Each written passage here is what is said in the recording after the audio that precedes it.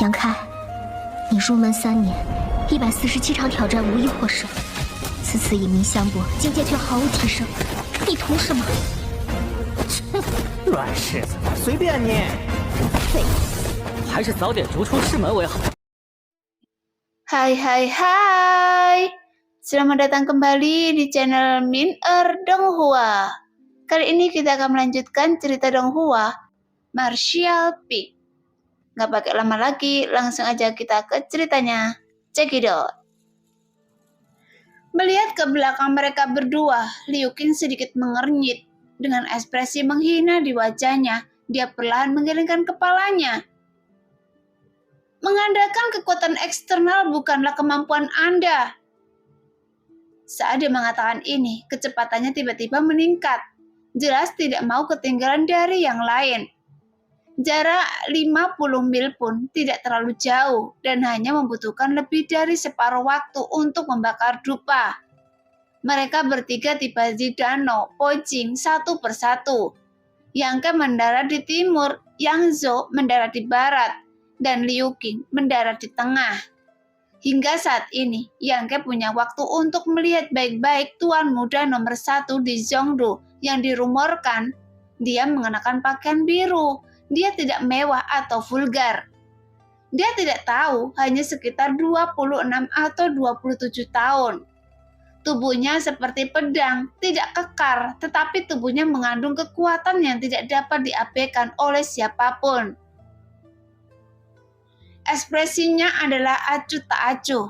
Sepertinya tidak ada yang mengganggunya, tapi matanya menunjukkan ekspresi arogan dan mendominasi.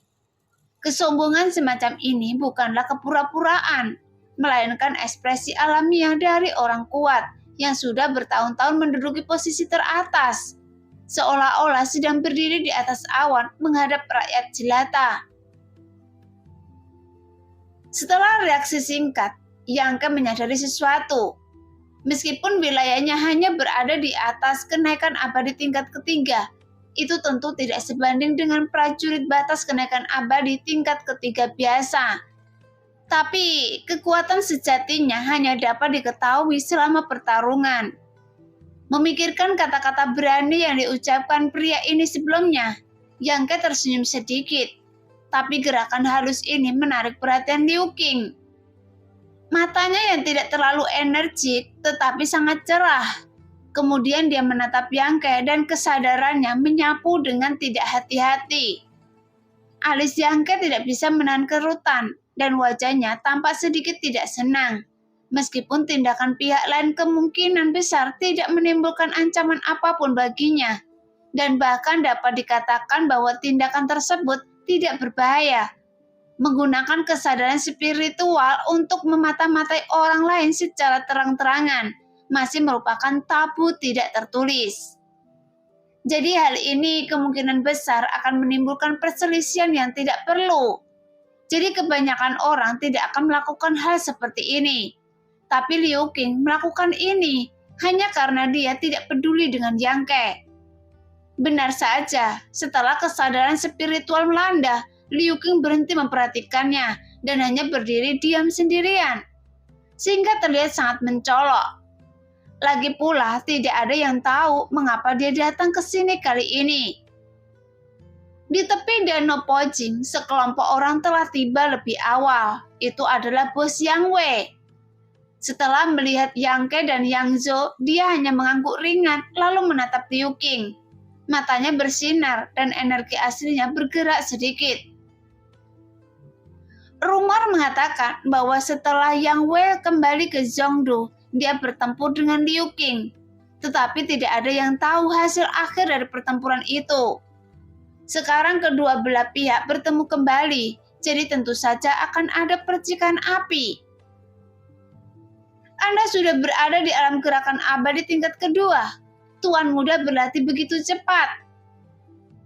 Tanpa diduga, Liu Qing justru berinisiatif untuk menyapa Yang Wei. Terima kasih kepada Tuan Muda Liu, saya belajar banyak dari pertempuran itu. Yang Wei tampak tenang.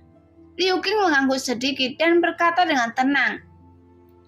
Jika Anda masih ingin belajar lebih banyak, saya akan selalu menunggu. Ekspresi Yang Ke dan Yang Zhou tiba-tiba menjadi aneh.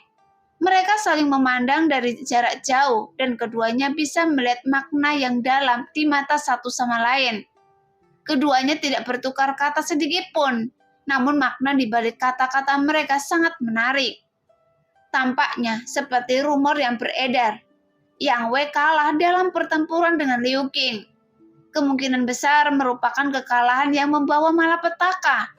Jika tidak, bagaimana Liu Qing bisa mengatakan itu? Bagaimanapun, kesombongan Liu Qing tidak membuat Yang Wei marah. Ekspresinya tidak berubah sama sekali. Dia hanya mengangguk dan berkata, "Saya akan pergi. Saya harap Tuan Muda Liu tidak terlalu terkejut ketika saatnya tiba." Liu Qing menggelengkan kepalanya perlahan. "Saya tidak akan terkejut karena Anda bukan tandingan saya." Begitu kata-kata ini keluar, sekutu di belakang Yang Wei dipenuhi dengan kemarahan, dan mereka semua memandang Liu Qing dengan wajah marah. Jelas, sekutu Yang Wei tentu saja tidak akan tetap acuh tak acuh jika dia meremehkan tuannya di depan mereka. Tapi Yang Wei masih tidak berniat untuk marah. Dia hanya mengangkat tangannya untuk menghentikan kegelisahan orang-orang di sekitarnya dan berkata dengan lantang, "Saya bukan lawan Anda sekarang, tapi tidak berarti saya tidak akan bisa melakukannya di masa depan. Jika saya bukan lawan Anda di masa depan, yang tidak berarti bahwa tidak ada seorang pun di keluarga saya yang bisa menjadi Anda. Tuan Muda Liu, mungkin saya bukan generasi muda keluarga yang paling kuat, tapi saya tahu bahwa Anda adalah yang paling berkuasa di keluarga Liu, dan batasan keluarga Liu Anda ada di dalam diri Anda, tetapi batas keluarga yang saya masih belum diketahui." Liu Qing akhirnya tergerak dengan ekspresi tertarik di wajahnya. "Di antara generasi muda keluarga Yang, apakah ada orang yang lebih kuat dari Anda?" Setelah jeda, matanya tiba-tiba beralih ke Yang Zhou. "Apakah itu Tuan Muda kedua?"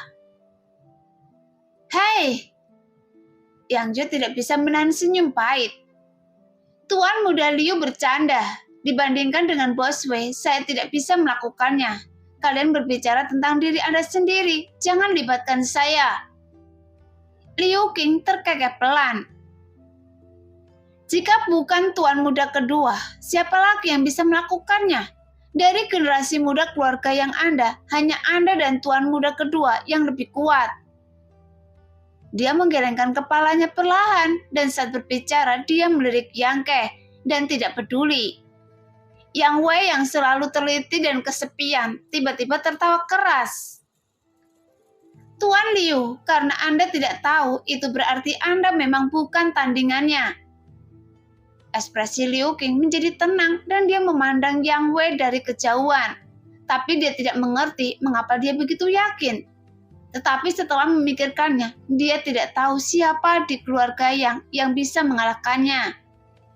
Jika memang ada orang seperti itu, dan dia tidak melihat petunjuk apapun tentangnya, berarti dia memang orang yang sangat menakutkan.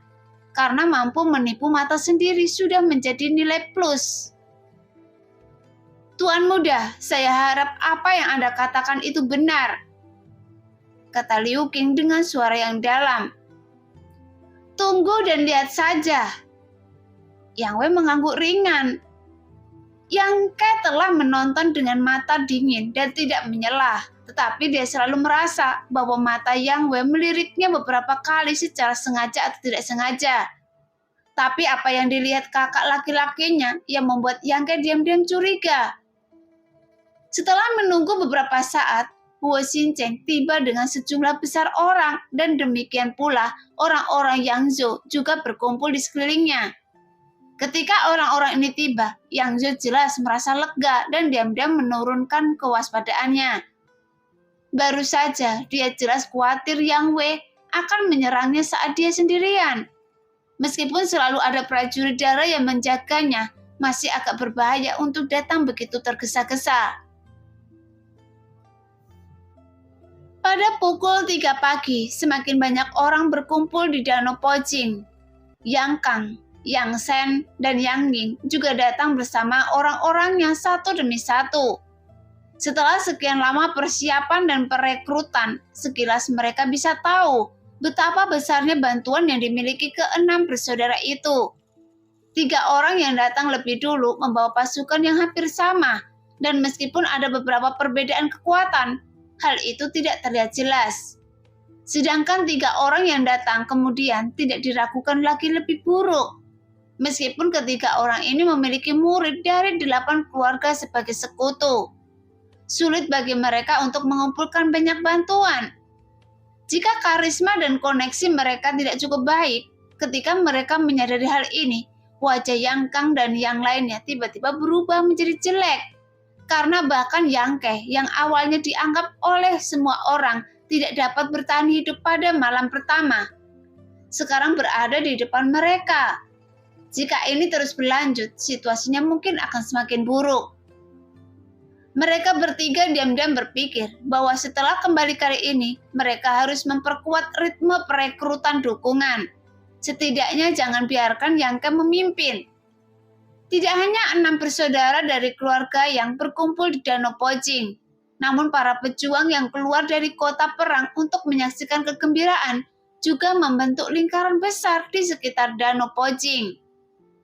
Namun orang-orang ini sangat sadar diri dan mereka semua menjauh dari tempat 3 mil di luar Danau Pojing. Hanya menonton dari kejauhan.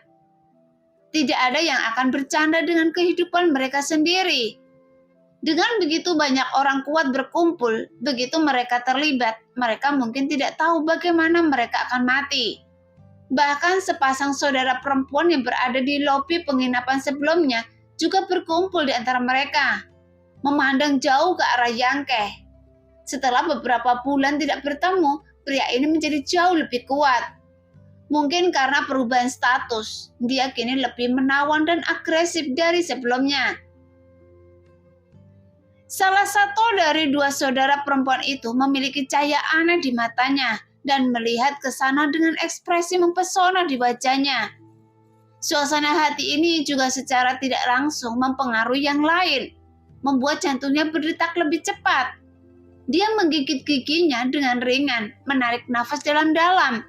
Dadanya yang naik turun dan dia tersenyum tak berdaya, karena baginya ini benar-benar kejahatan. Setelah mempraktekkan keterampilan magis itu, kedua saudara perempuan itu secara bertahap menjadi terhubung satu sama lain. Karena kesukaan saudara perempuan itu, dia secara bertahap terpengaruh. Dari waktu ke waktu, adik perempuannya memikirkan pria itu, tetapi dia malu untuk menunjukkannya di depan saudara perempuannya, yang membuat dia merasa tertekan dan tidak nyaman. Kali ini, mereka tiba di kota perang lebih awal, tetapi mereka masih belum bisa mengumpulkan keberanian dan menghadapinya. Jadi mereka terus bersembunyi di sebuah penginapan 1 mil di luar rumahnya.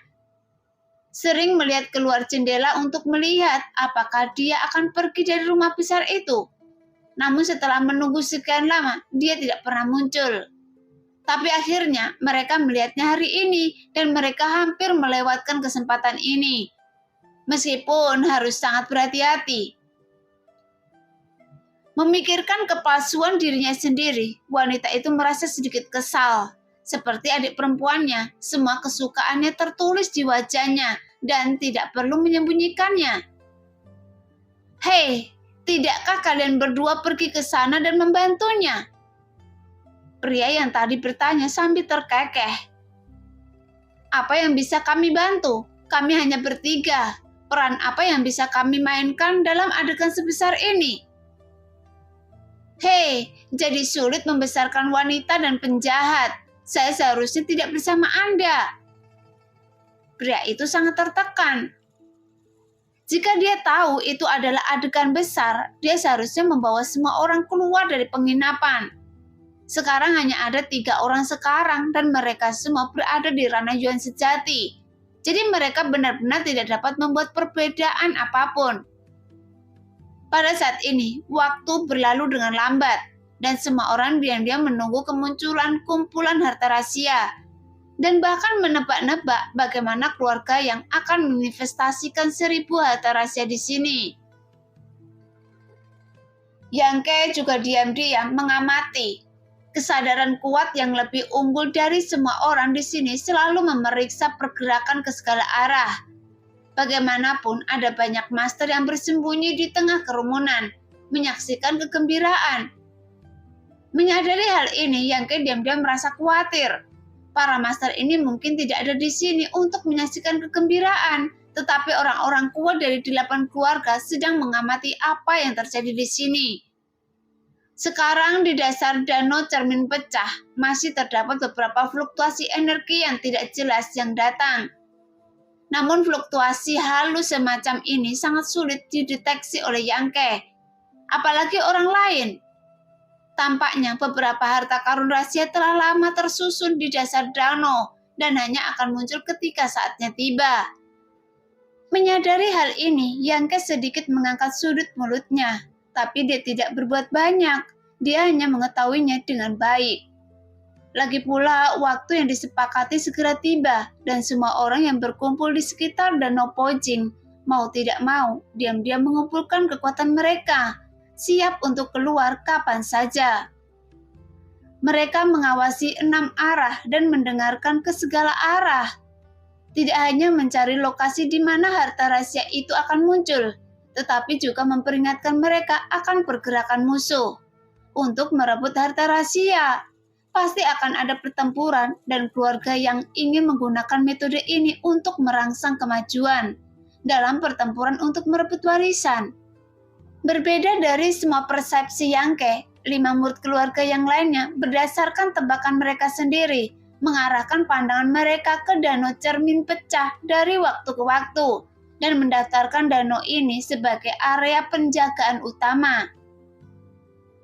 Ucapkan beberapa patah kata secara pribadi untuk ditanyakan sebagai nasihat, sehingga suasananya menjadi semakin mencekam. Tiba-tiba seberkas cahaya mencapai langit dari dasar danau Pojing, dan fluktuasi energi yang kuat tiba-tiba meletus, terlihat dengan mata telanjang. Di bawah air danau yang jernih, garis-garis terang berkelebat satu demi satu, membentuk formasi misterius yang menutupi seluruh dasar danau, sehingga energi spiritual langit dan bumi tiba-tiba berhenti. Sudah cukup! Seruan yang tak terhitung jumlahnya datang dari kerumunan yang menyaksikan kegembiraan itu, dan semua orang menjulurkan leher mereka untuk melihat ke arah danau Pojing. Kemudian satu demi satu, pancaran cahaya tiba-tiba memancar dari dasar danau cermin pecah dan melesat langsung ke langit. Di dalam pancaran cahaya tersebut, terdapat harta rahasia warna-warni dengan berbagai bentuk yang membuat semua orang terpesona dan serakah. Dalam sekejap, hampir 100 sinar cahaya terbang ke langit, menjauhkan tetesan air seperti hujan lebat. Melihat pemandangan itu, mata semua orang seperti lintah yang menggigit ratusan sinar cahaya, dan tatapan mereka menyala-nyala. Bergegas hingga ketinggian sekitar 30 kaki, pengejaran ratusan sinar cahaya pelan berhenti, dan dengan ledakan radiasi menyebar ke segala arah. Secepat meteor. Tuan Muda Kai. Ho Xincheng menoleh untuk melihat Yang Ke dan mendesak dengan cemas. Yang Ke sedikit mengangguk. Saat berikutnya, di kelompoknya sendiri, kemudian 50% orang terbang keluar dan menggunakan metode mereka menuju harta karun rahasia terdekat. Dalam tawa dan kegembiraan, saat mereka meraih setiap harta rahasia di tangan mereka keluar. Namun tak satu pun dari tokoh generasi muda yang bergerak, begitu pula sebagian besar dewa. Mereka yang berlari keluar dan semuanya adalah pejuang di bawah alam Yuan sejati dan alam gerakan abadi tingkat ketiga. Tapi hal ini tidak hanya terjadi pada Yang Ke, tetapi juga pada orang lain. Karena semua orang tahu bahwa nilai harta rahasia kumpulan pertama ini pasti tidak akan terlalu tinggi. Dan tidak ada gunanya mengacaukan harta rahasia ini. Dan karena harta rahasia kumpulan pertama ini tersebar ke segala arah, mereka dikirimkan ke depan pintu Anda, dan mereka tidak akan menemui perampokan atau halangan apapun dari musuh. Jadi tentu saja tidak ada alasan untuk terburu-buru merebutnya. Di sisi lain, mereka yang menyaksikan kegembiraan itu memiliki mata yang sangat panas saat melihat adegan itu karena mereka datang untuk menyaksikan keseruannya. Tapi karena kekuatan orang-orang ini tidak boleh terlalu tinggi. Ketika mereka melihat begitu banyak harta rahasia muncul secara bersamaan, mereka pasti akan bersemangat. Sekarang keenam bersaudara itu membawa total hampir 800 orang. Padahal hanya separohnya yang diberangkatkan. Tapi 100 harta rahasia yang tampaknya banyak sebenarnya terbatas. Setelah tidak ada satupun harta rahasia yang terbang keluar dari Danau Pocing, tapi semuanya dicegat oleh para prajurit di tengah jalan.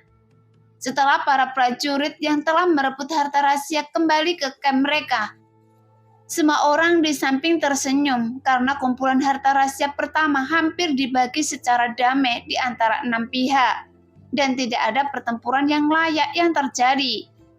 Jadi jumlah yang dipanen masing-masing pihak juga pada dasarnya sama. Mereka semua berasal dari tingkat prefektur, tingkat menengah ke bawah. Huo Xincheng melirik harta rahasia yang dibawa kembali dan tidak bisa menahan diri untuk tidak meneruskan bibirnya dan bergumam. Keluarga ke-8 benar-benar pelit.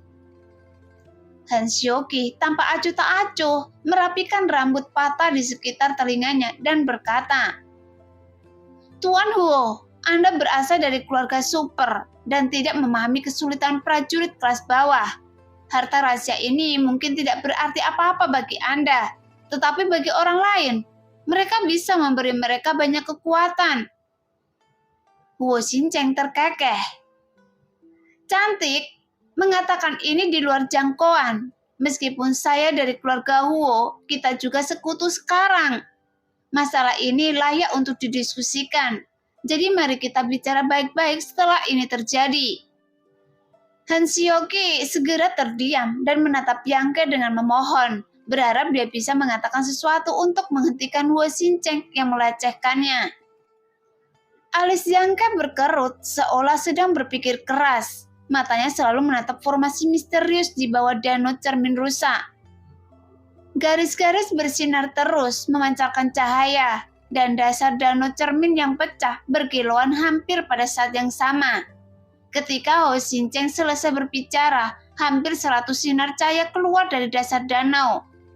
Huo Xincheng melirik Yang Ke, tapi melihat ekspresinya tidak berubah, jadi dia dengan cepat berteriak, "Ambil!" Sekelompok orang yang baru saja memperoleh sesuatu terbang menjauh lagi. "Hati-hati!"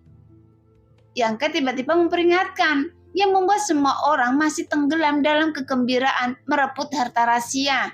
Dan beberapa tidak begitu mengerti mengapa dia mengatakan ini. Setelah melihat dengan jelas lintasan harta rahasia tersebut, mereka tiba-tiba menjadi waspada. Karena harta rahasia gelombang kedua berbeda dengan gelombang sebelumnya. Mereka tidak menyebar ke sekeliling, melainkan lurus ke atas dan ke bawah, sehingga membuatnya berkumpul padat di tengah danau Pocing. Segera energi sejati setiap orang terkondensasi dan kekuatan mereka diaktifkan. Cahaya seni bela diri dan harta rahasia berkembang dan orang-orang dari segala arah bergegas bersama dalam sekejap. Jelas kali ini pertempuran akan segera terjadi. Dan hampir 400 orang dari 6 kubu berkumpul. Meskipun 90% dari mereka adalah prajurit Rana Yuan sejati, masih ada beberapa orang di alam kenaikan abadi tingkat rendah. Setelah begitu banyak orang berkumpul di tengah danau Pocing, dan pemandangan tiba-tiba menjadi kacau balau, seseorang dengan penglihatan yang cepat dan tangan yang cepat menyambar harta rahasia. Saat berikutnya, dia menjadi sasaran 4 atau 5 musuh. Harta rahasia itu masih hangat dan dia dibunuh oleh musuh dengan ketakutan dan penyesalan. Mayat yang compang-camping jatuh dari dalam langit seperti daun bawang, dan darah mewarnai air danau jernih menjadi merah darah. Sehingga penonton yang menyaksikan kemeriahan itu pun melontarkan seruan dan teriakan. Karena pertarungan jarak dekat seperti inilah yang ingin dilihat oleh para pemalas seperti mereka. Dalam waktu kurang dari 10 nafas, lebih dari 20 orang terbunuh satu demi satu, dan jumlah korban terus bertambah. Hampir semua kekuatan terpengaruh dan setiap pemimpin generasi muda terlihat jelek. Menggertakkan gigi dan ingin segera maju untuk membantu. Namun keenam tuan muda keluarga yang tidak mengeluarkan perintah. Meski penuh semangat dan amarah, mereka hanya bisa diam saja. Jelas semua orang tahu ini hanya hidangan pembuka. Jika Anda berada dalam kekacauan saat ini, Anda akan selalu bersikap pasif. Lambat laun, ratusan harta rahasia memiliki pemiliknya masing-masing. Namun mereka yang memegang harta rahasia tersebut menjadi sasaran kritik publik. Sekutu mereka masing-masing menjaga kelompoknya sendiri, berperang dan mundur, meninggalkan mayat yang berjatuhan dari langit. Bahkan orang yang lebih pintar saat mereka mendapatkan harta rahasia, gunakan seluruh kekuatan mereka untuk melemparkan harta rahasia itu ke kelompok mereka sendiri, kemudian berbalik dan mengambil harta rahasia orang lain. Saat ini, perkelahian berangsur-angsur mereda, dan orang-orang dari 6 kubu secara bertahap menjauhkan diri satu sama lain, dan masing-masing mundur dengan hati-hati. Tapi jelas ada untung dan ada kerugian. Sekarang air danau Pojing berubah menjadi merah untuk beberapa saat, dan ada hampir 50 mayat mengambang di danau. Anda, keluarga yang memang sangat pintar. Dong Qingyan menarik nafas dalam-dalam, melihat tragedi di depannya dan perlahan menggelengkan kepalanya. Tidak ada pertempuran selama lebih dari sebulan dan semuanya damai. Namun hanya karena perintah tetua dari keluarga yang suasana damai rusak, memaksa orang-orang dari semua sisi untuk saling menyerang. Orang mati demi kekayaan dan burung mati demi makanan. Wu Xincheng mencibir. Keluarga yang telah mengetahui hal ini. Ini terlalu tragis, keluh Chen Su. Ini adalah pertama kalinya dia berpartisipasi dalam pertempuran seperti itu. Sejak dia datang ke kota perang, dia melihat hampir 50 orang tewas hanya dalam setengah cangkir teh. Bahkan sekte Yang Yue juga menderita kerugian, jadi wajar saja hatinya merasa sedih. Itu terlalu sederhana. Yang tiba-tiba berkata dengan mata yang dalam. Sederhana? Liu Fei menatapnya dengan kaget dan yang lainnya juga penuh keraguan. Yang tidak menjawab tetapi mengangkat kepalanya dan melihat ke arah Yang Wei dan Yang Zhou dan dia menemukan bahwa kedua orang itu juga mengerutkan kening dan berpikir dalam-dalam. Dia memperhatikan tatapan Yang Ke dan Yang Wei dan Yang Zhou menoleh ke belakang. Melalui kontak mata, Yang Ke mengetahui bahwa mereka juga memiliki keraguan di hati mereka.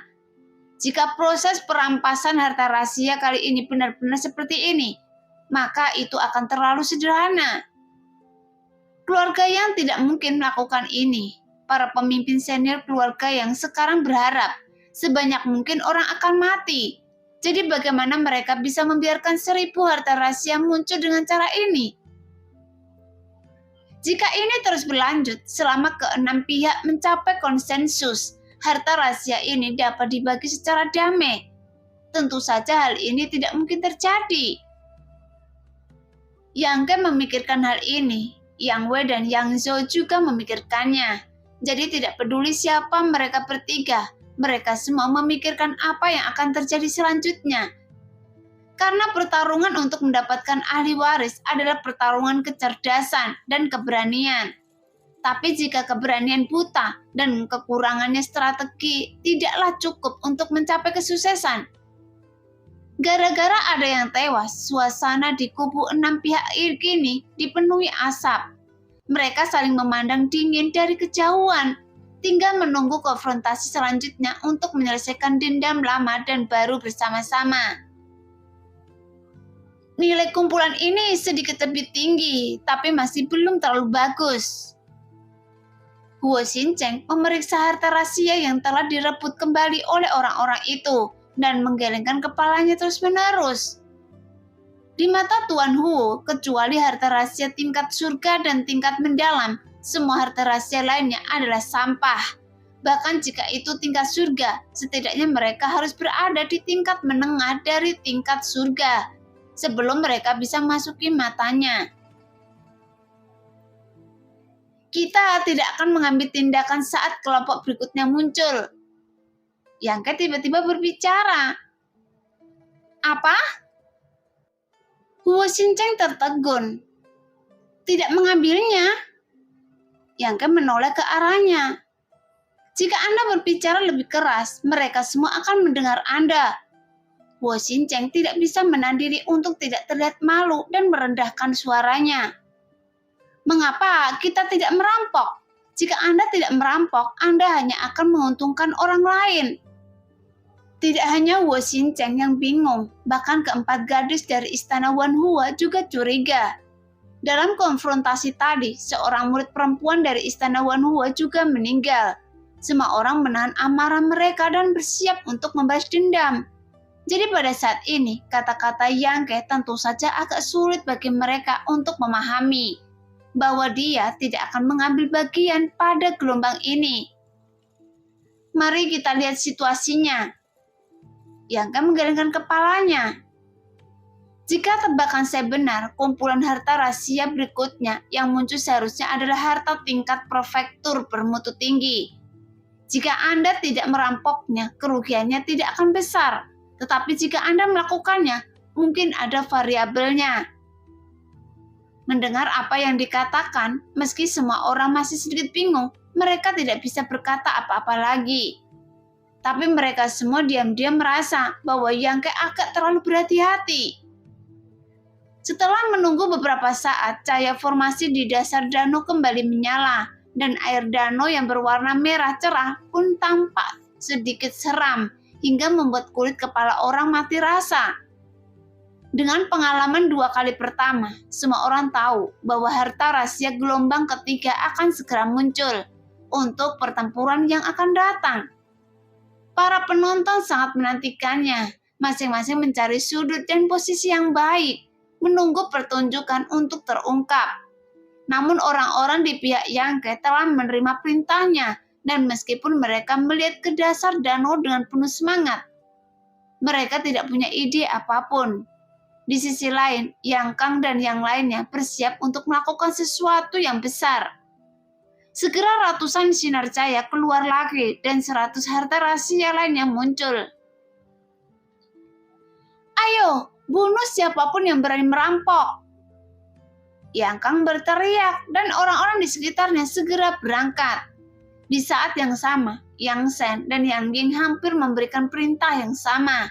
Mereka semua terlihat kejam dan seperti berselisih dengan semua orang di sini. Namun ketika ketiga partai tersebut bergegas keluar, semua orang terkejut karena masih ada 2 kelompok yang tidak mengambil tindakan apapun. Di satu sisi adalah Yang Ke, di sisi lain adalah Yang Wei. Kedua kakak tertua dan bungsu itu tampak puas dengan apa yang baru saja mereka peroleh dan tak ada niat untuk terus berkompetisi.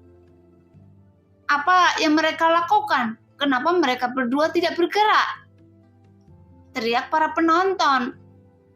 Huru-hara 6 pihak itu menarik karena kali ini ada 2 pihak yang tidak mengambil tindakan, jadi pasti tidak akan terlalu meriah. Nah, demikianlah cerita hari ini. Terima kasih yang sudah menonton video Min Earth sampai selesai. Sampai jumpa di video selanjutnya.